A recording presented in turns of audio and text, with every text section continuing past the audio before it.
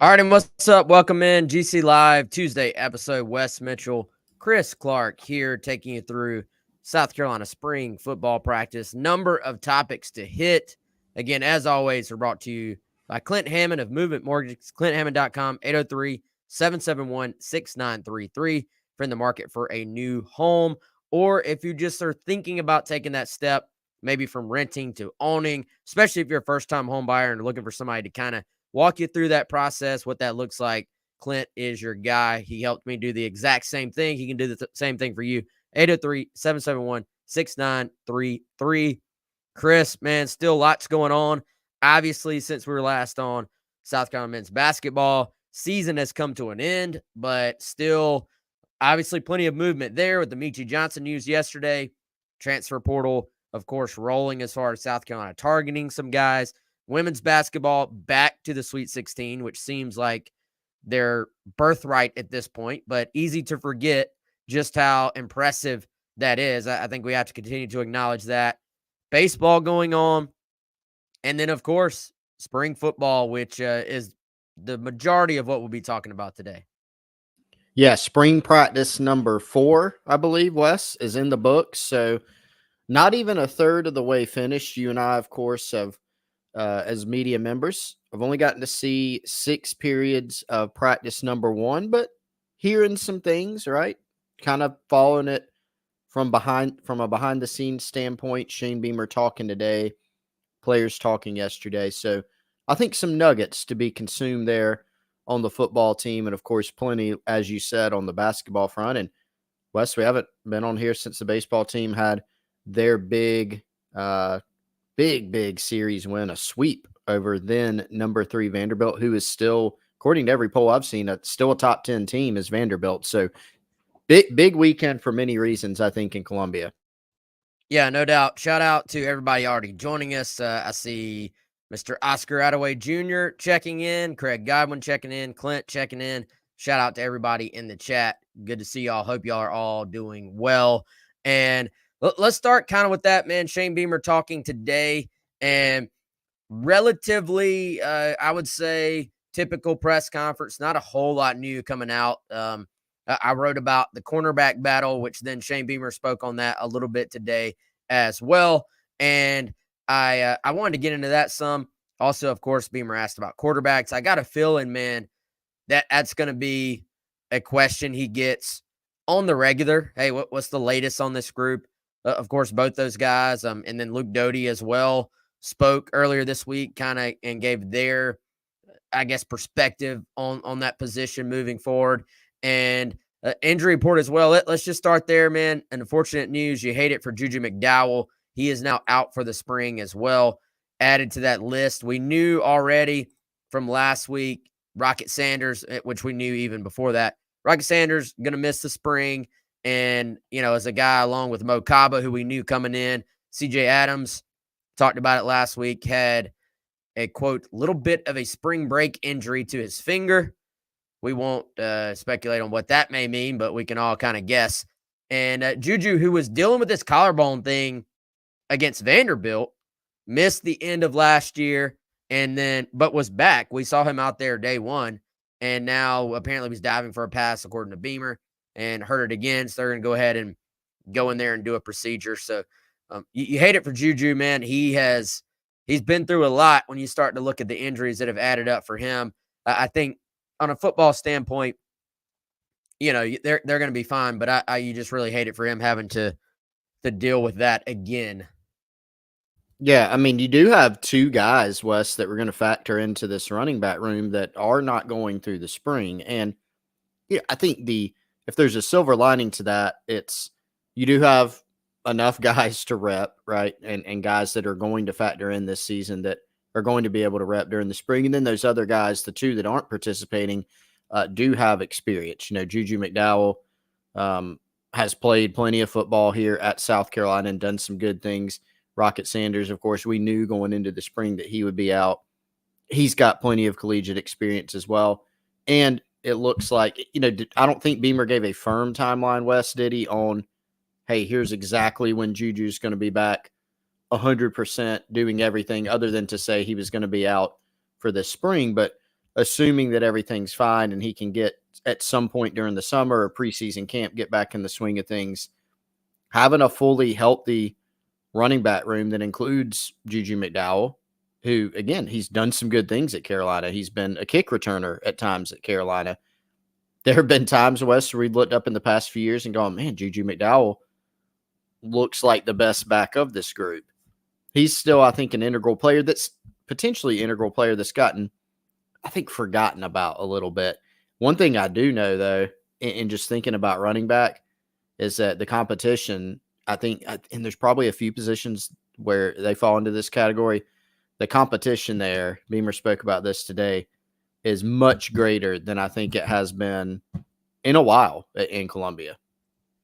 Yeah, it really is. And so, obviously, and I keep going back to this, how Dow Loggins, when we talked to him a couple weeks ago before spring, kind of leading in on 107.5 The Game, and he's talking about, didn't really mention players specifically, but he did mention Oscar Attaway and Rocket Sanders. So that sort of tells you maybe where their heads are at there. But I think you start to look at the depth of that position, and you add in Jawan Howell, who I think is going to be a part of that rotation this year as well, and I kind of look at him in my head as being maybe the future of that position if you start to kind of get beyond this season when some of those older guys move along. And then, you look a guy that Beamer was talked about or asked about and then talked about today, and DJ Braswell. And I think kind of pretty positive comments from Beamer today about Braswell, just saying, yeah, he still does have a ways to go. But you talk about forgotten guys, man. Braswell has kind of been a little bit of a forgotten guy by the fan base. And, it sounds like he kind of took it to heart. Like, guys can take that two ways. Because, I mean, the guys pay attention. They know. They see what's on Twitter. They see what's being written. They then see, they start looking around the room. Well, that guy's a transfer. That guy's a transfer. That guy's a transfer. Man, this room has gotten a lot more crowded. And so you can take that two ways. You can take your ball and go home and hit the portal yourself, or you can say, well, all right, coach, I'm going to prove that I belong in this room. And so I think that's a good sign for the overall just health of that room in terms of competition, is that Braswell, by the way, one of the fastest guys on the team, is still pushing and trying to do everything he can to put himself in a position to succeed as well. So it's kind of fascinating, especially in today's college football world where transfers have become just the norm. Even though most of those guys have not suited up for South Carolina, I look at the running back room and I'm like, man, I firmly believe that's going to be a strength for South Carolina this year based on what these guys have done at previous stops and what we hear about them so far during their time in Columbia. Yeah, and Beamer went into that today too, and not just at running back, but at some other spots. I think he was kind of looping in running back and receiver, and even the transfer quarterbacks who've had game experience. But certainly it applies to the transfer running backs that they've brought in. You've got guys that obviously have not played for South Carolina. This is year one for them at South Carolina, but you look at what they've done at their previous schools, whether it's Oscar Attaway averaging, 6 yards a carry and getting lots of career carries at North Texas. Jawan Howell's big season. He's a younger player, but his big season at SC State was outstanding. And then, of course, Rocket Sanders goes without saying, a 1,400-yard SEC season and what he's done throughout the course of his career, the plays he's made. You look at the receivers, right? Yeah, question marks in some regards, but, Jared Brown and Gage Larvidan and Amari Huggins-Bruce, those guys between them, they've caught a lot of balls in college, right? So you do still have some questions at some spots. You certainly feel much better on paper about running back, but there's good reason to think that that's going to translate. And you definitely feel, Wes, compared to last spring, right? We were going in so many questions. Braswell wasn't even here. DeCarrion Joyner is transitioning, as you said earlier, playing running back for the first time since Pee Wee. And then you had a transfer in Mario Anderson who was coming up from another level. So I think a lot fewer questions, not to say, they're going to be the best running back room in the SEC. We're not going that far.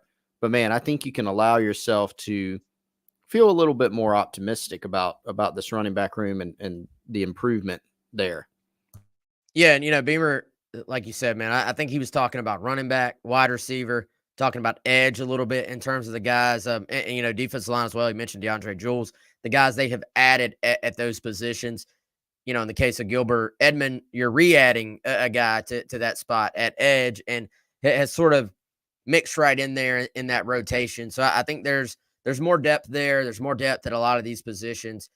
Not that there aren't questions, because there are. This is a very young offense. I think we all knew that, but it really starts to add up when you start to go through each position. And I more than ever think, man, they're going to have to lean on this running game as they bring along the other aspects. I do, however, think it sounds like this wide receiver core has already taken it to heart a little bit that they aren't the biggest group. And that's something you kind of hear mentioned a lot when you look at South Carolina's receivers. Hey, man, these guys aren't very big. And, other than Harbor, who's been focused on track for the most part this spring, he's obviously just physical specimen. But you look at these guys, if you were to roll out there with a drone at practice, you're going to see right now all smaller guys playing wide receiver. Well, you can take that one of two ways. You can take it as, South Carolina's too small, or if you're one of those 3 or 4 guys, you can take that as motivation to prove people wrong. And so I think, would you love to have a Luedecke out there to balance out this group? Of course, like nobody's saying that. However, can you get it done with just speedy, quick, smaller guys? I think you can, especially in college ball, where it's never going to be perfect. Every single team in America, even the most stacked teams, can look at a position or two and say, we're not quite where we want to be from maybe a size and speed standpoint. So I think it's more about, can these guys play versus how big they are? And then how much can you use that as a motivating factor just to prove people wrong? Yeah, I think you make a good point, and I cannot remember the exact year, Wes. Maybe you can pull it out of your head for us. But there have been some years in the past at South Carolina where they've had a really good offense, a really good receiver core, and it's not necessarily an Alshon Jeffrey running around out there.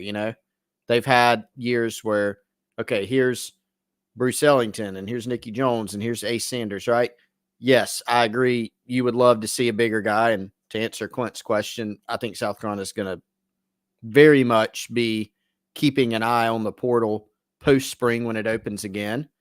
And if there's a guy or two in there that have size that are, 6'1", 6'2", 6'3", that can play, you're probably going to look hard at adding them. But at the end of the day, football is about, South Carolina's newest wide receivers coach, Wes, guy Mike Furry, who was a walk-on. He was a really good NFL player, not the biggest, not the most physically gifted guy. Now, look, if you're building out an ideal wide receiver room from a size and trait standpoint, you're probably going to have a mix, right, of those guys.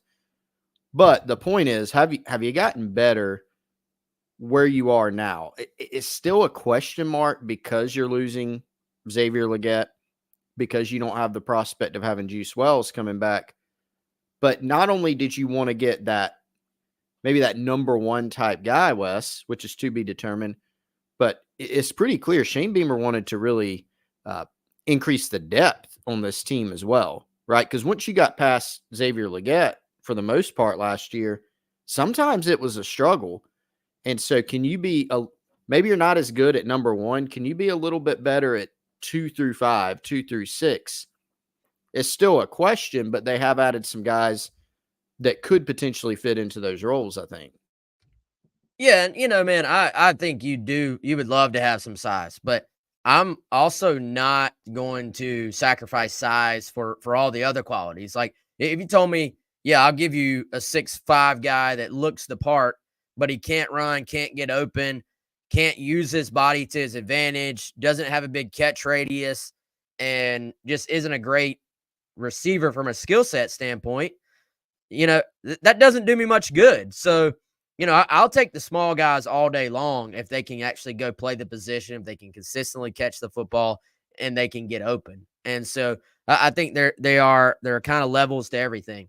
You'd love to have one of Furry's old teammates, Calvin Johnson, who could just do anything and everything for you. But guess what? There aren't many of those just hanging out in the transfer portal right now. So, or there won't be in the spring either. So I think everything, you got to have some perspective on. We'll see if they can go add a guy or two. But I do think if they had to just roll with this group, these guys have caught a lot of passes in their careers. It hasn't always been necessarily at like the SEC level for these guys, but at least you're not counting on 5 true freshmen and just praying that they can get ready. That would be a much different story, I think. And then, I think Mazio can get in there and do some things for you as well, just because he is such a competitor.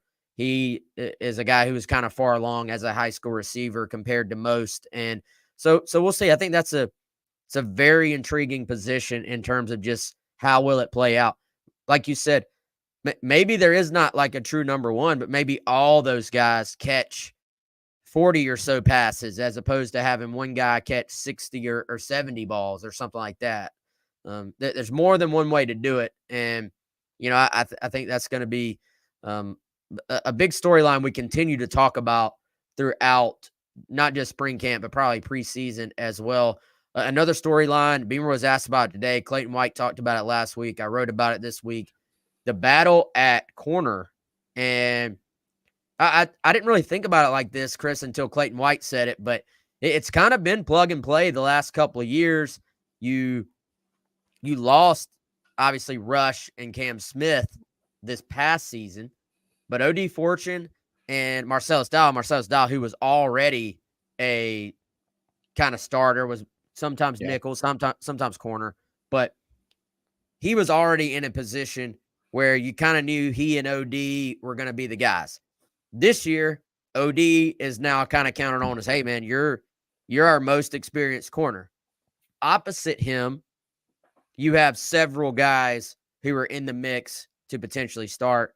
And I'll tell you, Chris, I was of the belief during the portal window, I was like, they need to go get a corner. Like, I felt pretty strongly about that. And even said, somebody asked me on the message board, and I said, yeah, I kind of disagree that they didn't go try to get a corner. Didn't make it a huge priority.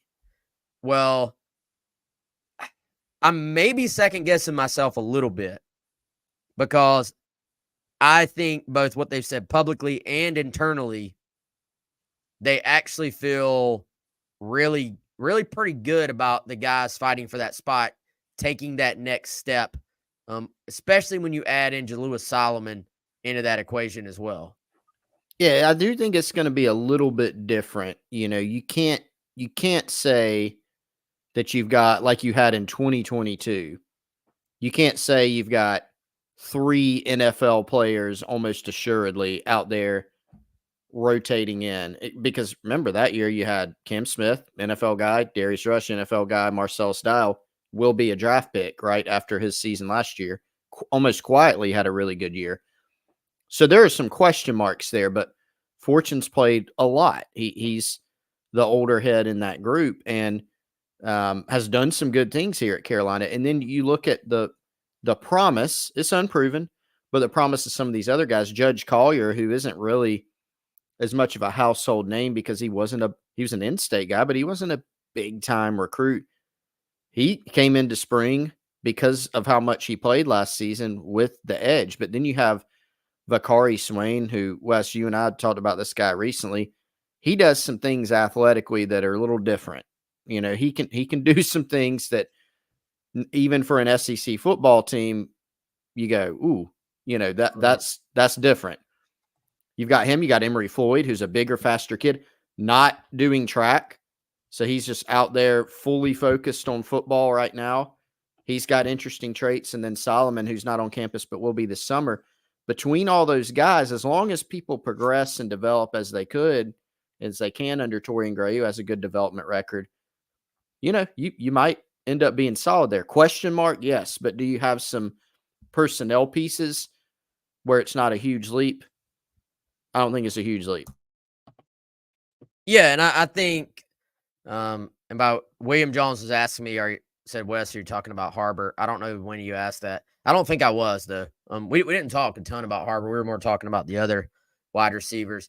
And I do think, man, in time, there's maybe actually more depth at corner potentially than there was last year, with just maybe not quite having the upper echelon guys like you're talking about, the NFL guys. Dial, very underrated part of what they did last year. And Clint says, he's a little bit concerned about OD. I thought OD took a big step forward last year, y'all. I really did. And I think he can maybe take another one this year. And, we'll see. I think there will be more pressure up front, which we know that's always hand in hand. It's always rushing cover, right? And so I think that will help those corners. Eventually, you really would love to feel like all those guys at corner are coming along to where you can put together a true two deep. You can have a rotation and give guys breathers if they want. Last year, it was a lot of just, man, these are the two guys. And then Judge was kind of, when healthy, was your third corner, and he was the rotation piece if either corner was out. And so there just wasn't really a ton of proven depth at that spot. You kind of hope you can add there. And Beamer actually stole my thunder. I was going to post this note to our members that another guy to keep an eye on there is that David Spalding is actually also working at corner, a guy who's played a ton in the past as well. Has played nickel, has played safety, has played some corner, and it is someone who is at least in the mix and can provide some depth too. So I think a fascinating position there as well. And best case scenario, though, y'all, in my opinion, best case scenario is we start to hear Vakari Swain has started to make his move, because I just think from a pure upside standpoint, now again, Jalewis Solomon not on campus yet. We'll want to lay eyes on him, right? Like I'm not ready to say Jalewis will just step on day one and have the highest upside of any of them either. I want to put eyes on him. However, Vakari may have the biggest upside of that entire group of guys at corner, just from a pure, raw, natural athleticism standpoint. But also, I think he probably had the furthest to come along when he arrived on campus. So, I think OD was kind of raw as well when he got on campus. He's developed, but I think Vakari not really being it's a good point. I mean, and it kind of goes to along with Clint's questions there. Question: would you play Vakari at wide receiver or DB? And I think because of what you said there, Wes, my answer right now would actually still be DB. As intrigued as I am, and realizing what I just said, hey, Vakari Swain can do some things athletically that are different. I think from an upside standpoint for him personally, like as a player, his upside is probably even greater as a DB. And it sounds weird. I just think he might, as a team, the upside might be greater there too. Now, I know he's got some length, he's got some size where, look, if they put him at receiver tomorrow, I'd be sitting there going, okay, this guy can probably help them pretty soon. But I just like the idea of him at DB because I feel like if he starts reaching his potential soon, he's got starter potential as soon as this year. And I feel like the upside is just so considerable there that I've started kind of leaning in that direction more. But I don't think you could really go wrong per se. The other thing, Wes, Vakari Swain, I mentioned this on the Insiders Forum, I think this morning. I think he could get a look as a return man too, which is something he also excelled at in addition to everything else in high school. Yeah, he can do so many things. I just think it's, and he's a guy we even most of last year, Chris, I'm sitting there, you're probably similar. You're going, all right, are we going to see Vakari? He redshirted. I think he got in there very early in the season, but then didn't even come close to hitting that redshirt barrier. And I'm going, all right, where's Vakari? Like, this is a guy I kind of circled as being a potential early impact. And we even heard this offseason a couple of little rumbles just internally of, like, that might have been a guy we could have made more of an effort to try and find some role for. And, I think as a true freshman, even in today's college football world where it's play now, play now, play now, there is still a place for a guy to redshirt. Now, I think going into this year, Chris, like if we're looking at that cornerback spot, here's my answer to that question. If we're looking at that cornerback spot and we're getting into July, August, getting into the preseason, and it's obviously OD, and let's say it's Judge, and it's Emory Floyd, and then, well, hey, Jalewis Solomon is next, and Spalding's in there, and Vakari's kind of down that list. That's when I start going back to that conversation we were having about wide receiver, and I'm saying, at what point do you kind of pull that move and say, all right, Vakari, let's put you over there because you are dynamic with the ball. So I don't think it's a final answer. It's not a final answer really until I see like if by the end of the spring the staff is in behind closed doors going like whispering, hey, Vakari's going to be a starter at corner this year. Yeah. Then to me, I'm done with that convo. Like, hey, he's a Yep. starter. There it is. If he's kind of falling down that list, I'm starting to say, hey, this guy's too athletic not to help us somewhere. That's right. Yeah, you don't typically make a move if a guy's a starter or excelling somewhere. You don't rob Peter to pay Paul and go, hey, this guy is really, really. It would have been like taking what Shi Smith ended up being at Carolina West. You remember when I wanted to make him a corner? Oh, you would have moved him, dude.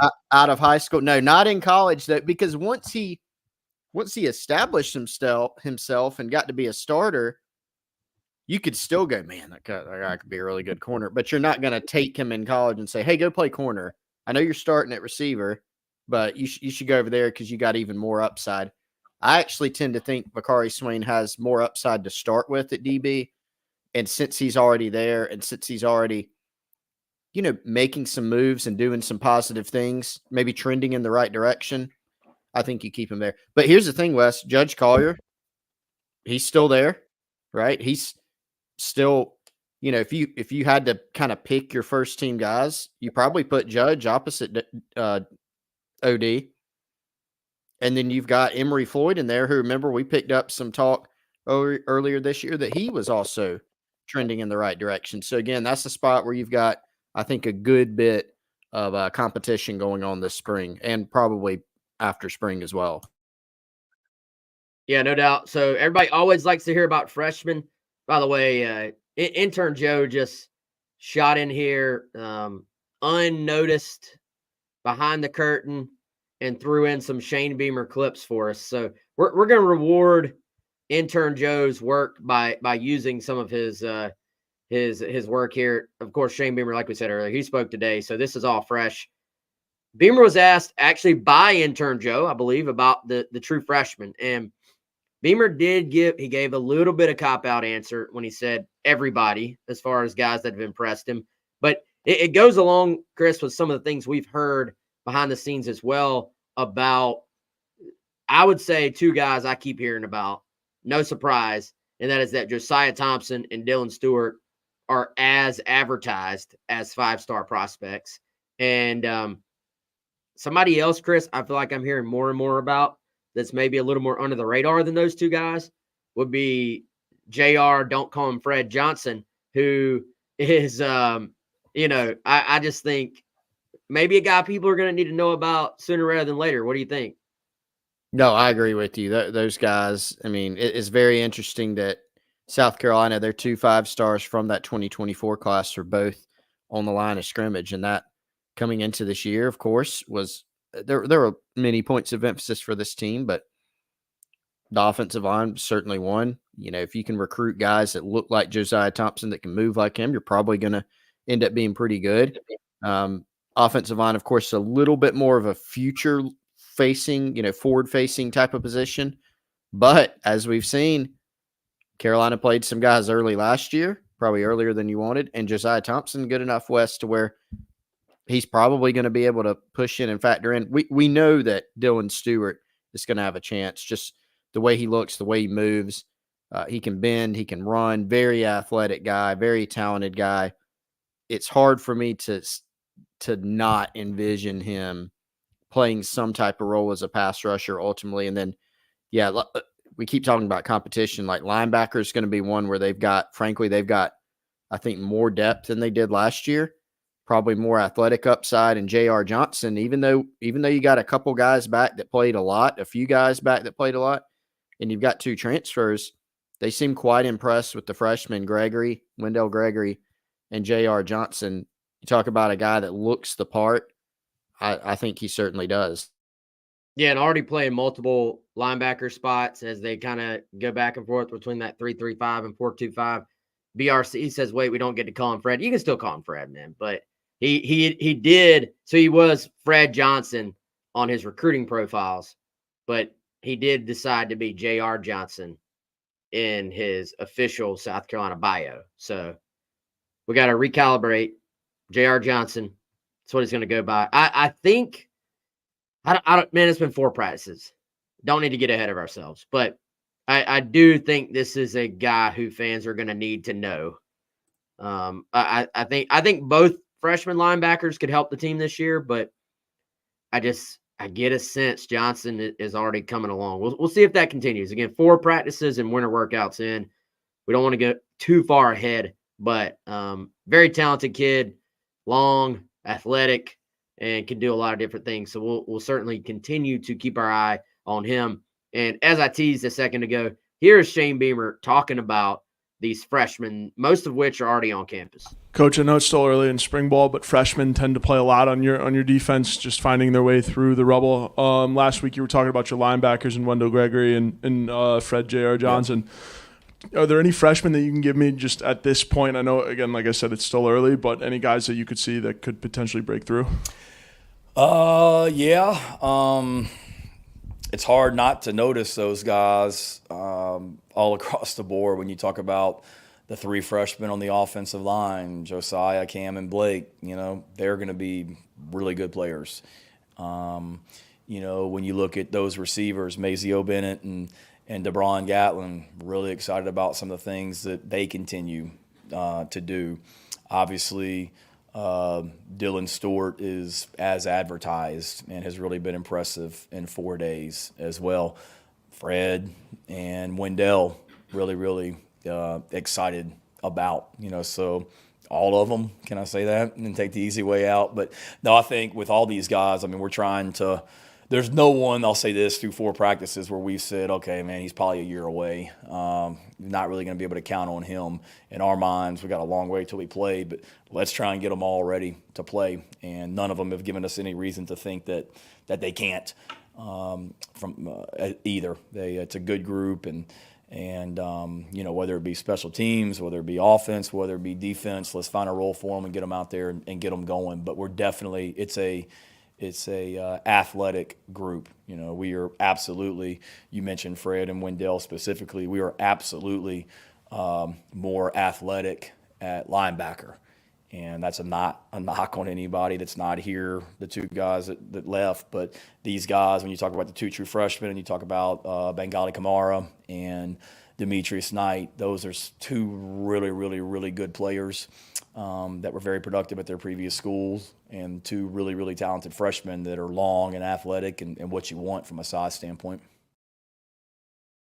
Yeah, so again, Shane Beamer obviously speaking there earlier today, and I wouldn't say, Chris, anything groundbreaking there, but kind of some confirmation, some official confirmation on some things we've maybe been saying or hearing or reporting previously on a number of those guys. And linebacker continues to be a spot where we knew that was the goal. They wanted to upgrade the speed and athleticism. And they didn't want to lose those 2 guys, like to make that clear. But once they did, it was, hey, there may be an opportunity to upgrade a couple of aspects here. And speed and athleticism, I think, was a big part of that.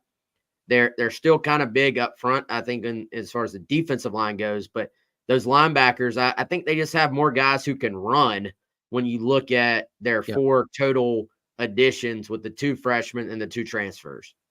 Well, no matter the circumstance, I think if you're doing your job, you're always trying to upgrade. And so, like, you kind of reverse engineer what happened with the linebacker room this offseason, Wes. They were obviously going to take a couple of high school guys. They wanted J.R. Johnson. They wanted Wendell Gregory. They got both of them. Great, right? They were looking in the portal even when Stone Blanton was still on the roster, even when Pup Howard was still on the roster.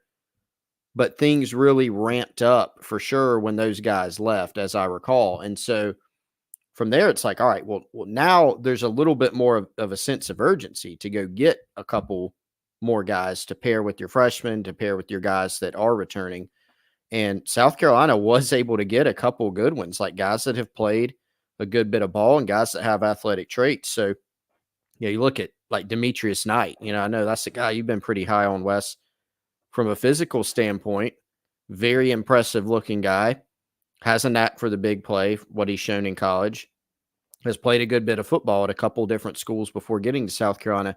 And then Bengali Kamara, Gali as they call him, very active, very athletic guy. Again, more experience, right? And so it's not a knock on past guys for sure, but when you look at what they've brought in and then the whole picture, the two athletic freshmen, Bam Martin Scott, Debo, Jerron Willis, and then these two guys coming in, the picture from an athletic standpoint looks good. And then the experience standpoint as well. Obviously, everybody has to integrate. Everybody has to take a step forward. The transfers have to integrate well into the defense, but they've got flexibility up front, and I think they have done better for themselves on the athletic front. Man, I love a good nickname. Golly, that's a good one because it's unique too. Obviously, his name is Bengali, so it fits, but I can't think of many players nicknamed Golly. So extra points, I think, on that. So kudos, especially for linebackers. You need to have a good nickname, man.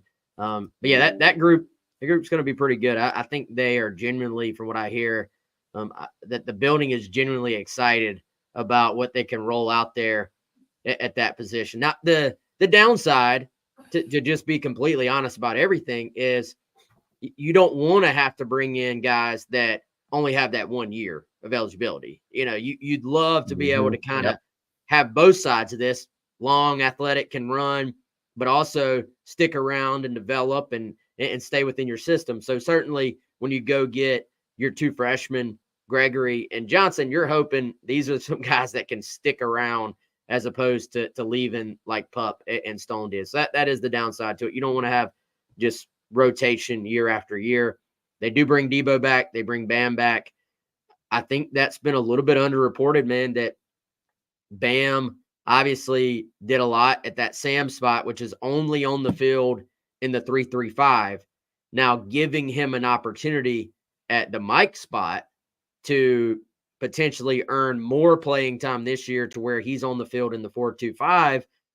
But he's going to be battling Demetrius Knight there, who I think is going to have his own say in that as well. So the competition there, somebody's mentioned, maybe Debo is going to have to fight as well. I'd be shocked, honestly, if Debo Williams is not a starter this year. I think he's the one guy I'd probably pencil in. I would probably pencil in Bam as a starter at that Sam spot in the 3-3-5, like when there's three backers. But past that, I think who's the starter at Mike in the 4-2-5 is kind of up in the air, in my opinion. Like Bam will have every opportunity, but I'm not going to count out Demetrius Knight either. Yeah, you've got some guys that have played so much ball in your two transfers. And this is not to diminish, like maybe J.R. Johnson plays so well that he's pulling down some pretty significant snaps this year. Right. That's a possibility. But the guys you brought in, it's not like, they're a question mark in terms of putting them in your defense and seeing like how well they can play, but they have some tape. You've seen what they've done. And now you can see what they're doing throughout the spring. Then you've got also, Wes, you got summer and preseason. This thing isn't going to be over after spring ball. I think that competition is going to continue. It's going to be fierce, and it's going to be good, I think, for everybody, to go through that. So I'm honestly, there's not really a move at linebacker that I would be completely shocked by if insert whatever here happens with the guys that they have on campus, other than like a freshman jumping everybody. That would be pretty shocking. Everything else, though, I think there's a lot of competition here. Well, if a freshman does do that, man, that just means that freshman is a bona fide dude. Yes, that's right. So that maybe wouldn't be a bad thing either, honestly. Sometimes when a freshman's playing, it's, you hate to say by default, but that's a big part of it. If that happened here, it would be just that they were that good, which that would be quite the story as far as the guys that are there. All right, y'all, before we move forward, let me tell you about our friend Andy Luedecke from myperfectfranchise.net. Find your perfect franchise at myperfectfranchise.net. Contact Andy by shooting him an email, andy@myperfectfranchise.net, or give him a call or text 404-973-9901. Andy is a supporter of this podcast, and you may be sitting there saying, Wes, what the heck are you talking about? What does that even mean? Basically, Andy is a franchise consultant. He's also a franchise owner, so he has firsthand experience, but a franchise consultant helps people find franchises that will fit their skill sets, their financial requirements, their time to commit, and more. Most importantly, his services are 100% free. He is here to help you if you have any questions about business ownership, if you're ready to leave the corporate rat race for the American dream, if you're looking for a side hustle while working your current job, or if you're wanting to diversify, build wealth, and or leave a legacy, Andy can help you. Again, call him today, 404-973-9901. Did we cover everything we want to cover right now, football wise, Chris, or is there anything else you want to hit on? So let's say no and no. I mean, I think honestly, man, we could go probably 3 more hours with the amount of storylines, but we need to save some things. I think we hit on the high notes that we needed to. Yeah, I want to get your reaction. We talked about it on the radio earlier for anyone who listens to that. If you don't, I do want to get reactions to the Michi situation. And I do want to pass along a recruiting note as well. And I'm looking through what intern Joe posted. I tell you what, just to make sure we covered everything, I don't think we'll have much else to add that we haven't already said on this. I'm going to play Beamer talking about quarterbacks just because that is going to be a constant storyline until it's not. And so here's Beamer on quarterbacks, and then we'll get into a couple of other things after that. Shay, I know it's early and a lot of people will be interested about the quarterback position. Not saying there's not competition at other positions, but being able to have a guy like Robbie with the experience that he has, along with obviously with what Sellers got to experience last year, and I know there's some other quarterbacks in there. What have you noticed just through the first couple practices, especially with growth with Sellers and just trying to add that experience to the portal this offseason? Yeah, I think first of all, there's just great competition in that room because you've got a bunch of guys that are all competing and they all believe they can be and should be the quarterback here at South Carolina. So there's great competition, first of all, which I love. And then I think there's just there's an experience and a maturity aspect with those guys. Yeah, so I don't know what happened there. I thought there was more there, Chris, but did that go 46 seconds or did it just cut off? Doesn't seem like it's 46 seconds, but I wasn't timing it. I'll tell you that. Yeah. All right. So let me make sure. I'm going to give you all a little rundown here because I've got it in text form as well, just to make sure we hit on points there. But he obviously, Chris, is happy with the competition at quarterback. Also mentioned the leadership that they have at that spot. And, I think, Chris, just talking about the experience that they added out of the portal, again, we still expect it to be Lenora Sellers, but it is a much different spot there when you're talking about Robbie Ashford, even Davis Bevel, who comes in as a walk-on. I think that's a kind of sneaky good addition in that this is a guy who started, I think, Texas-Oklahoma game. And, I don't think they're close at all to naming a starter at this point. It seems like they are set on letting these guys all just kind of rotate around and get as many reps as possible this spring. Yeah, it does. I mean, Lenora Sellers obviously opened the spring, taking the first reps. They've never classified it as opening the spring as a starter. They've classified it as opening the spring at getting the first reps because he, believe it or not, was the most experienced guy coming back. But, it's going to take some time, I think, Wes, for it to ultimately land on Sellers. That is our expectation, but it's not going to happen after practice 4, after practice 6. I don't even know if it'll happen after spring. We'll see, where things are at, what the staff's assessment is, and frankly, maybe how much they want to say publicly about whatever they think at that point. But Beamer was, I think, very intentional in pointing out that there is some experience in this room, right? You may not have seen Robbie Ashford or Davis Bevel take a snap at South Carolina. We've seen Luedecke do it, obviously, to the extent that he gets inserted back in the mix. But there are some guys that have played some football here, and there's some talent and there's some athleticism in there as well. For sure. All right, so we're going to talk Michi, but first, Chris, why don't you tell everybody if April, the mid part of April, is it April 15th this year? April 17th, April 16th? Yes, it's mid-April. Yep. It's mid-April, I know, is always when you need to have your taxes filed. Of course, you can always file for an extension. But if you're like me and you don't know the exact date, if you have questions, if you need help, if you just want somebody if you want to just hand them a stack of papers and say, help me, Chris, our friends at Liberty Tax, they're there to help. Well, and that's the great thing about Larry and his team at Liberty Tax. Larry has seen pretty much anything. You may be thinking, you know what, I have a lot of taxiety because my taxes are a mess, or I don't have a plan, or maybe, Wes, you walk in there and say, you know what, Larry, I didn't file my taxes last year. Whatever the issue is, if you want to plan for the future, if you need to kind of remedy what you've done in the past, Larry and his team can do it for you. 803-462-5576. I can speak to it personally, Wes.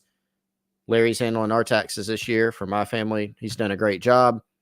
He's made a lot of time for us, tons of experience. He's seen it all. He's got great stories. And like our friend Clint Hammond, Wes, he's probably going to ask you about the Gamecocks too and talk a little bit about that. So go check him out, 803-462-5576.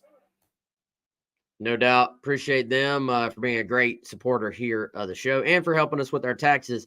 Chris, Michi to the portal as of yesterday. It's official as of today. And I know some Gamecock fans probably a little bit hurt on this one. I think we knew when the season started there was a chance this would be Michi's last year, but most of us kind of thought that would be, well, he's been in college for a while. Maybe it's time to make his run at playing professionally. And so I don't think we necessarily thought this was the most likely option, but here it is. He's gone, probably going to Ohio State. That seems pretty fairly apparent based on what we've heard. And just yet another example of the new norm when it comes to college athletics. I would say even more so in basketball, man, than in football.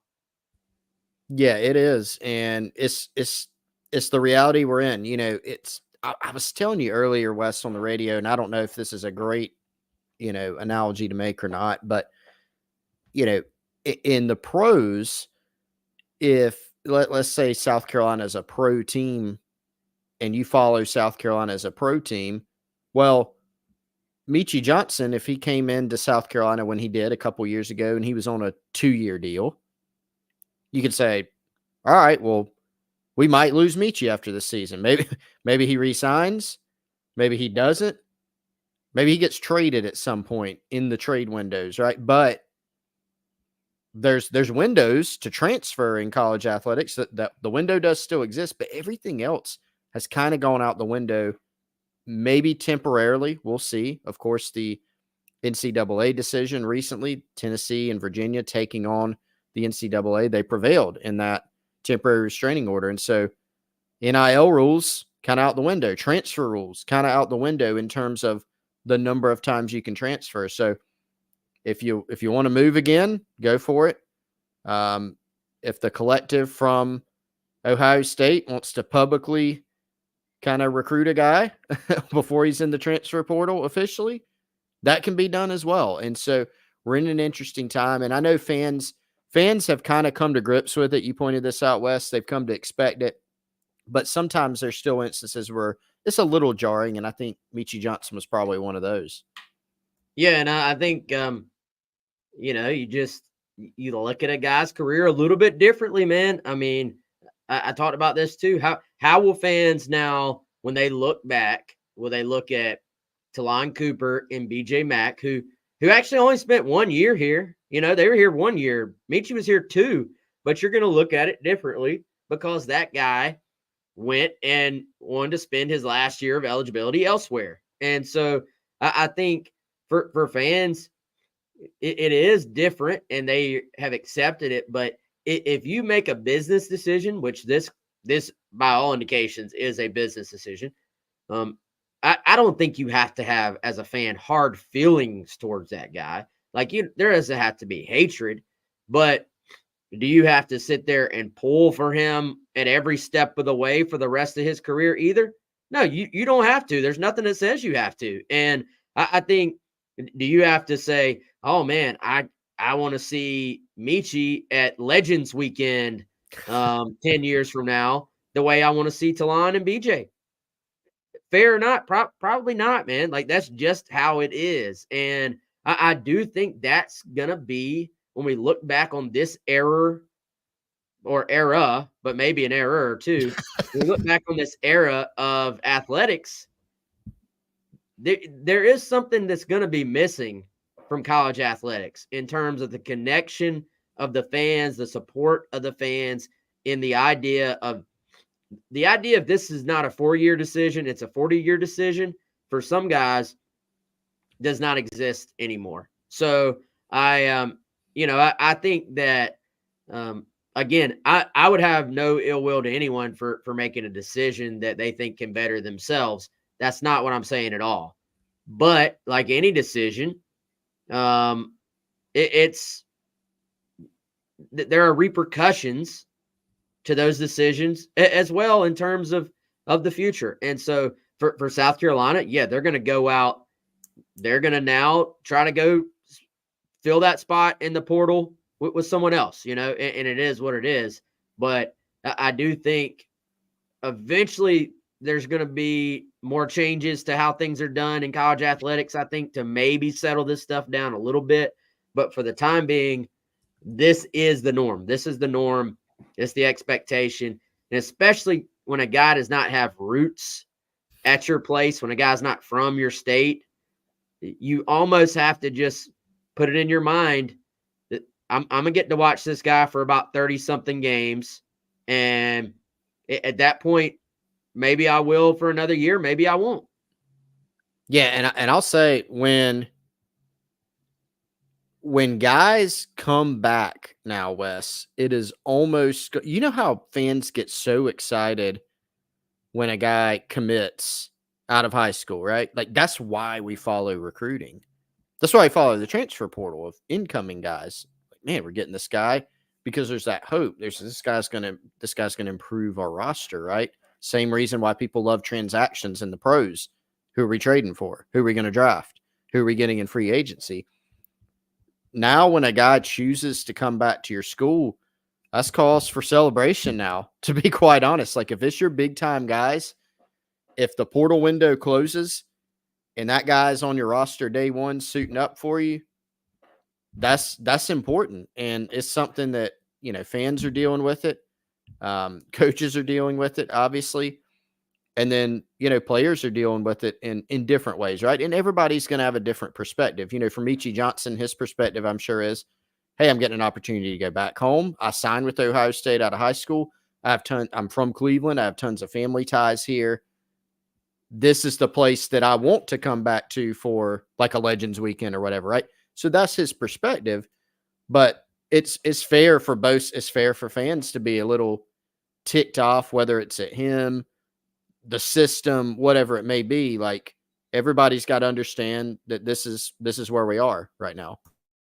Yeah, it is. And again, it's no hard feelings whatsoever. It's just a matter of, you got to know when you make that decision too. Some fans are gonna see it differently than others, and I think the fans that are financially committed to, given to the collectives and stuff like that, they're gonna feel a certain way as well. I will say this: I thought it was a different reaction from the fan base than maybe it was to the Juice Wells situation, even. Whereas when when Juice hit the portal, there were people extremely ticked off. With this, maybe a little bit more muted just because fans have retrained themselves in terms of the expectations for if a guy is going to be at your school for the rest of his eligibility or not. It just kind of is the new norm. And Mr.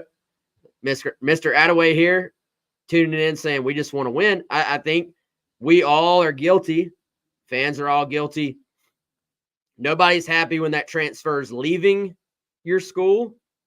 Everybody is ready to welcome them with open arms when that transfer is joining your school. So as Michi leaves, we don't know who the player is going to be yet, but there's some outstanding transfer who's either in the portal or is going to be in the portal that we'll probably be reporting on in the next month. Player XYZ has committed to the Gamecocks, and everyone here is going to be excited as all what to add them to the roster. Yeah, exactly. And the whatever school that guy came from is going, what in the all ticked off. Exactly. Yeah. I had to put this up from BRC Gamecock. This is just funny. I mean, first person to move from SC to Ohio. If anybody's from Ohio on the show, I'm sorry if that offends you. Yeah. We still love you. We still love you. Hopefully you love us too. But that is funny. You got to admit, even if you're from Ohio, you got to admit that's funny. Yeah, even Ohioans will agree that that's pretty funny. Speaking of Ohio, Wes, didn't you have a recruiting note for us? Oh, I did. And by the way, real quick before I forget, if Mr. Attaway, if I'm ever in Arkansas, man, I'm gonna come by the barbecue joint. Like I heard it's can't miss. So I want to get hooked up with some pulled pork or something or whatever y'all's specialty is. I love some barbecue, man. So I'm coming by to see you. But yes, so speaking of Ohio, that was a great segue there, Chris. But a South Carolina quarterback target, who I'm sure most of you already are aware of, Ryan, who we knew already was going to be on campus for April 20th weekend. Chris, according to Chad Simmons, who either talked to Ryan or his family, that's now an official visit. So we kind of wondered, what was that going to look like? It kind of morphed into taking some more visits. Then that kind of morphed into maybe those are official visits. And now we know for a fact that all of a sudden is going to be a huge OV weekend for the Gamecocks. You got some guy named Ryan Montgomery, and then you got David Sanders, 5-star offensive tackle, who's taking his official visit that weekend as well. Yeah, you do. And this is interesting, Wes. I mean, the number of official visits that you and I are going to be tracking that, it used to be back in the day when you and I first started doing this, your official visits were, you got some during the season. And then, man, December and January, like this big time official visit season. Well, then it got moved back. You've still got some of that I'm talking about, but you've also got the summer. Summer became a big official visit season. You're starting to see it drift back more and more. Guys can even take more official visits than just 5 if they want. And you're seeing the calendar continue to drift backwards to where, and it's more accelerated, right? To where guys are now going to be taking, spring official visits. And so a couple on the books. Montgomery's timeline has been interesting to follow, Wes, because we were tracking this thing and there was a chance that he could have made a decision like in February, like last month. And then, pushed it a little bit more to take some spring visits. And now it looks like it's pushed it even a little bit more. There's been discussions of making a return visit to Georgia in the month of June, for instance. Now, we'll see if ultimately that holds. But this was kind of an important decision for Montgomery. Like you said, he's going to be on campus regardless. But was he going to go ahead and make this an official visit or not? I kind of tend to think that might even help South Carolina West to have a little bit more of an extended stay, get the official visit treatment that weekend. Might even help them a little bit, but they've definitely got a good shot. So we'll see where this thing goes. Yeah, I'm reading Chad's article here. Apparently, Gamecock Central South Carolina insider Chris Clark has logged an on-3 recruiting prediction machine in favor of Montgomery. I have heard that. Do you have a comment on this matter, Chris? I do. And that was during the on-3 RPM day. So we were making some kind of picks where there's some projections. I do think the Gamecocks the reason I said like projection, like it's just kind of you're visualizing how it's going to go, right? Sometimes we make a pick, Wes, and the hay's in the barn. Sometimes it's just an early pick. I think the context is always important of why you're making the pick. It's Florida, South Carolina, or Georgia, right? I think Georgia's going to flip Juju Lewis from Southern Cal. I think Florida, they're in the mix. It's kind of been those two, but he's got the official schedule to Georgia. I just think it's going to fall eventually to South Carolina. That's my feel. I don't know for sure. I may be changing the thing in a few days or in a month, but that's what I've got right now. Yeah. Do you remember when the Georgia official is, man? Especially sometime in June. Okay. So Florida is April 6th. And for some reason it's not on his profile yet as far as the Georgia one. But that's one of those things. Georgia is not pushing as hard as South Carolina and Florida, but they're still hanging in there. And because they're Georgia, you can't count them out, right? And so I think timing is going to be a factor in this, and that's why if you're South Carolina or Florida, you're wanting to get this thing over with. I feel like it, and get him locked in with you, obviously. And so we'll see if either one of those can kind of make that move coming up. And Clint says, "What do we think about him as a quarterback prospect?" I like him. I think he's a big kid, big arm. Can I throw the cliche sneaky athleticism in there? I mean, sure. Heck of a basketball player, which I think does speak to certain skills that translate to the football field as well. And good leader, good pedigree. He's got a brother who plays offensive line that signed with Ohio State. And so, it's a family that understands big time ball and understands the process and all those things. And for South Carolina, I mean, this is their primary target for that 2025 class, Chris. Like, this is the guy they're going after. And, they would then have to sort of, like, they've gotten to the point that they are so all in on him, they would have to kind of revamp some things if he went elsewhere. So that's kind of an interesting aspect. But also that's part of their recruiting pitch, I think, is that, hey, you're our guy. And that seems to have resonated with Montgomery and the family as well. Craig says, I think he's a lock. Craig, I can't get that far, and I'll tell you why. I think very easily he could commit to South Carolina, and then we could all say, yeah, you were right, he was a lock. But that doesn't necessarily mean at this given moment that he was a lock, because I think if he was a lock, I think he would already be committed, because he did heavily consider shutting the process down earlier in this calendar year. And this is a family that has taken a very, I feel like intentional is our word of the year so far, but taking a very intentional, methodical approach to the process. And I think if they just knew where they were going, if they were ready, I think he'd already be on a commit list somewhere. I think there's still a little bit that he is filling out before making a decision. And I think the Georgia factor too is something that you can't completely write off yet at this point. Yeah, I agree. I mean, Georgia's involvement with some other guys like Juju Lewis, I mean, I think that's a major factor, but he's clearly still considering all three of those programs, and the fact that he does have the trip to Florida booked in addition to the trip to South Carolina. There's some meat on the bone there that shows that he's not just done, not just going through the motions, right? Because again, go back to the timeline, thought about committing early at a couple different points and just wasn't quite ready. So again, ultimately, I think if I have to make a pick, I think it falls to South Carolina, but I don't know. And I can't get as far as calling it a lock either. Yeah, I'm with you. That's where my pick would be too. Final thing, Chris, pop quiz, man. How much do you think South Carolina women's basketball is favored over Indiana? Oh boy, Indiana, a 4 seed, right? Because they beat Oklahoma. Yeah, great game yesterday, by the way. I'll let you stall here for a second and think for a moment. But I watched almost that whole game. Two really good basketball teams. And let me tell y'all, literally, it's not just a talking point. Women's basketball, like there is a lot of skill in the game right now. And so I had a blast this weekend going back and forth between the men's games and the women's games and which one was the closest. And I saw so many great basketball games on both sides, the men and the women this weekend. Watched almost that entire Indiana-Oklahoma game. Oklahoma, they were game for that matchup.